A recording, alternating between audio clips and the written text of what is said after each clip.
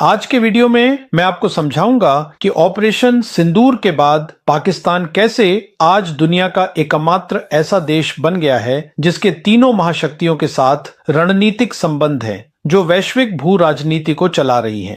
और ये तीन महाशक्तियां हैं अमेरिका, चीन और रूस। अब जब मैं रणनीतिक संबंधों की बात करता हूं तो मेरा मतलब पाकिस्तान के अमेरिका के साथ क्रिप्टो, खनिज या तेल के सौदों से नहीं है। मैं उन संबंधों की बात कर रहा हूं जो वैश्विक और क्षेत्रीय भू राजनीति को प्रभावित करते हैं। तो मैं आपको समझाऊंगा कि आज पाकिस्तान के अमेरिका के साथ रणनीतिक संबंध कैसे हैं और उसके रूस के साथ रणनीतिक संबंध कैसे हैं। मुझे पाकिस्तान के चीन के साथ रणनीतिक संबंध समझाने की जरूरत नहीं है, दुनिया इसके बारे में जानती है। और अंत में मैं यह भी बताऊंगा कि तीनों महाशक्तियों के साथ रणनीतिक संबंध होने की इस असाधारण स्थिति में रहने के बदले में पाकिस्तान को क्या मिलता है। लेकिन इससे पहले कि मैं यह सब करूं, मुझे उन तीन चीजों को स्पष्ट करना होगा जिन्होंने पाकिस्तान को इस ऊंचे मुकाम तक पहुंचाया है जहां वह तीनों महाशक्तियों के साथ रणनीतिक रूप से संवाद कर सकता है। दूसरी है ऑपरेशन सिंदूर, जिसमें दुनिया ने और खासकर अमेरिका ने देखा कि पाकिस्तान ने अपनी पारंपरिक युद्ध क्षमता को कितनी मजबूती से साबित किया, जिसमें पाकिस्तान एयर फोर्स की केंद्रीय भूमिका रही। अब राष्ट्रपति ट्रंप ने हाल ही में कहा, मैं उन्हीं लोगों के साथ व्यापार करता हूं जो मुझे पसंद हैं। निश्चित रूप से ट्रंप को पाकिस्तान की राजनीतिक और सैन्य नेतृत्व पसंद है, क्योंकि उन्होंने दो ऐसे काम किए हैं जो ट्रंप को बहुत पसंद आए हैं। पहली बात यह है कि सार्वजनिक रूप से पाकिस्तान के नेतृत्व ने कहा है कि पाकिस्तान वायुसेना ने भारतीय वायुसेना के 7 जेट लड़ाकू विमान मार गिराए और भारतीय पक्ष से कोई खंडन नहीं आया, जिससे यह संकेत मिलता है कि 4 दिन की लड़ाई ऑपरेशन सिंदूर एक तीव्र युद्ध था। और फिर पाकिस्तान ने भारत और पाकिस्तान के बीच युद्ध विराम का श्रेय राष्ट्रपति ट्रंप को दिया है। अब जब आप राष्ट्रपति ट्रंप के नजरिए से चीजों को देखते हैं तो भारत और पाकिस्तान 2 परमाणु हथियार संपन्न देशों के बीच एक तीव्र युद्ध हुआ था और वे वहां युद्ध विराम लाने में सफल रहे। बिल्कुल, इसमें सबसे महत्वपूर्ण था भारत पाकिस्तान युद्ध, जिसके लिए पाकिस्तान ने श्रेय दिया है, लेकिन भारत ने राष्ट्रपति ट्रंप को श्रेय नहीं दिया है। उन्होंने पाकिस्तान सेना प्रमुख फील्ड मार्शल आसिफ मुनीर को 18 जून को व्हाइट हाउस में दोपहर के भोजन के लिए आमंत्रित किया था। उनमें से एक बात जो उन्होंने मुनीर के साथ चर्चा की होगी वह है पाकिस्तान सेना की विस्तारित भूमिका, उसकी पारंपरिक क्षमताएं मध्य पूर्व में, ताकि मध्य पूर्व को स्थिर किया जा सके। यही वह चीज़ है, यही ट्रंप चाहते हैं। अब इस बात के प्रमाण हैं कि जो आकलन मैंने दिया था वह सच साबित हुआ है। लेकिन इससे पहले कि मैं वह प्रमाण दूं और उसके बारे में बात करूं, 2 और मुद्दे हैं जिनका अपडेट देना ज़रूरी है। मुझे वह करने दीजिए। हम जानते हैं कि पाकिस्तान और सऊदी अरब ने 17 सितंबर को यह महत्वपूर्ण रणनीतिक आपसी रक्षा समझौता किया है। अब जो हमें पता चला है वह यह है कि चीन, सऊदी अरब और पाकिस्तान पहली बार अपने संयुक्त अभ्यास वॉरियर 9 में भाग लेंगे, जिसका अर्थ है कि चीन पूरी तरह से सहमत है। चीन उतना ही खुश है जितना ट्रंप खुश है। पाकिस्तान सेना की मध्य पूर्व में विस्तारित सैन्य भूमिका पारंपरिक सैन्य भूमिका के साथ। और दूसरी जानकारी यह है कि जैसा कि मैंने अपनी पिछली वीडियो में कहा था, सऊदी अरब ने पाकिस्तान के साथ समझौता करने के बाद ईरान को सूचित किया था और ईरान इस समझौते से खुश था। अब 23 सितंबर को ट्रंप ने संयुक्त राष्ट्र के सत्र के दौरान 8 इस्लामी और अरब देशों के साथ एक बहुत ही महत्वपूर्ण बैठक की, जिसे ट्रंप ने अपनी 23 बैठकों में सबसे महत्वपूर्ण बताया।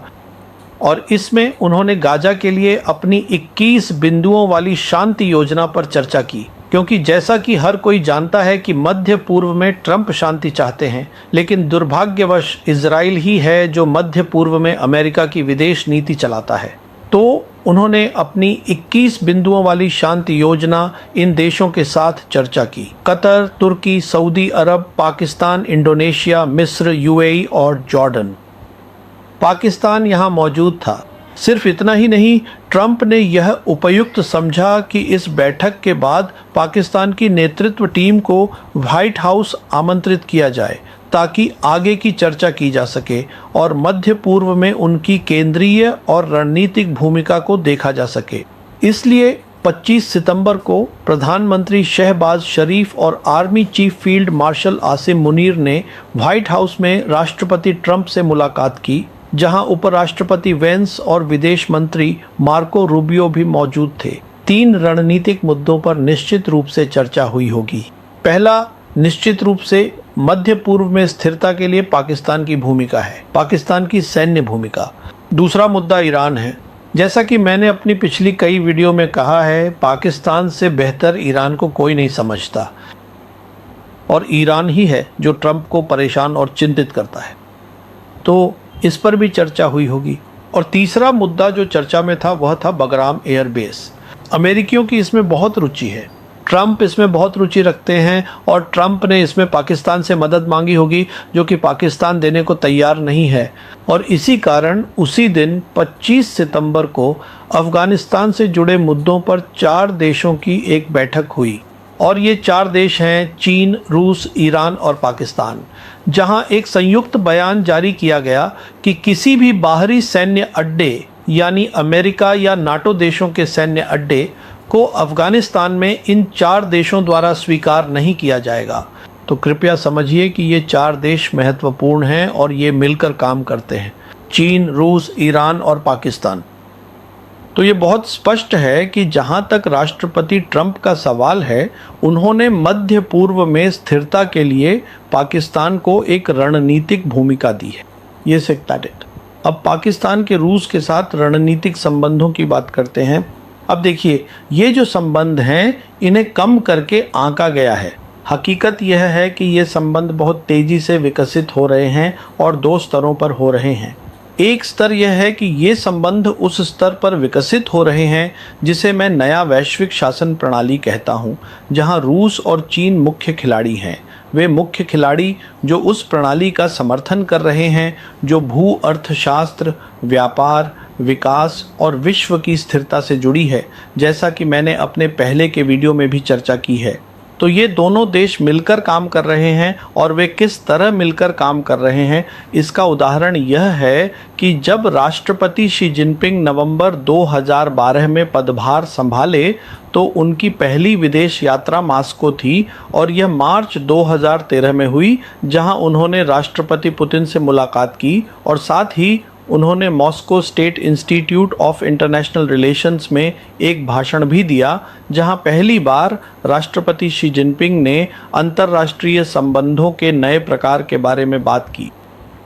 यही वह अंतर्राष्ट्रीय संबंधों का नया प्रकार है जिसके बारे में उन्होंने तब बात की थी, जो अब पूरी तरह विकसित हो चुका है। इसमें सारी ईंटें अपनी जगह पर हैं, सारी चीज़ें व्यवस्थित हो चुकी हैं। यह उसी नए वैश्विक शासन प्रणाली में विकसित हो गया है जिसके बारे में मैं बात कर रहा हूँ।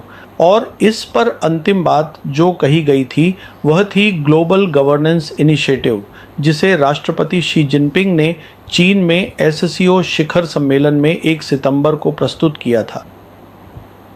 तो बात यह है कि ये दोनों देश मिलकर काम कर रहे हैं। इन दोनों महाशक्तियों की दृष्टि एक जैसी है और इसलिए अगर पाकिस्तान के चीन के साथ बहुत करीबी रणनीतिक और समय की कसौटी पर खरे संबंध हैं, तो वह वैश्विक दक्षिण का हिस्सा होने के नाते मॉस्को के साथ भी करीबी संबंध रखेगा।